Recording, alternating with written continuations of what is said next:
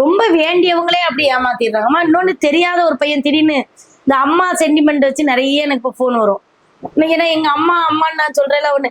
எங்க அம்மா ஆஸ்பத்திரியில ஒரு நாள் எங்க அம்மா இறந்து போயிட்டாங்கக்கா. நான் வந்து இப்போ போறதுக்கே பைசா இல்லைன்னா டபக்குன்னு போட்டு விட்டு அவ்வளவுதான். அதுக்கப்புறம் அந்த பையனை கண்டுபிடிக்க முடியல. இன்னொரு இப்படி அம்மா அம்மான்னு சொல்லி 2 3 தடவை எங்க அம்மா எங்க வீட்டுக்காரர் சொல்லிட்டாரு, இந்த மாதிரி காசு அனுப்புற வேலை வச்சுக்கிட்டா கேட்டாம இருன்ட்டு.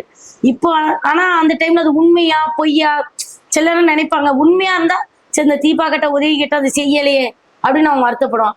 பொய்யா இருந்தா நான் ஏமாந்துட்டேன்னு நான் வருத்தப்படுறேன். அதனால வந்து அது அவங்கள கண்டுபிடிக்க முடிய மாட்டேங்குது.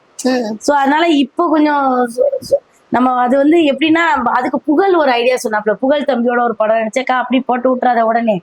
அப்படி நீ செய்யணும் நானும் செய்யறேன் பாரு அப்படின்னு சொல்லிட்டு அவன் ஒரு ஐடியா சொன்னான். என்னன்னா அந்த ஹாஸ்பிட்டல்ல இந்த ஹாஸ்பிட்டல் அந்த இதை அனுப்ப சொல்லு.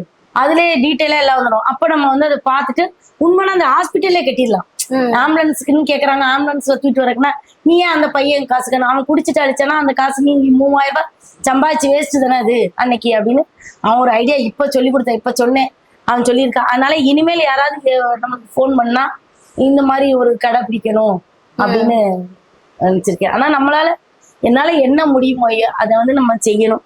நிறைய போன் வரும் சில நேரம் எனக்கு. ஆனா எல்லாருக்கும் என்னால செய்ய முடியலம்மா. அதையும் நம்ம ஓப்பனா ஒத்துக்கிடணும்.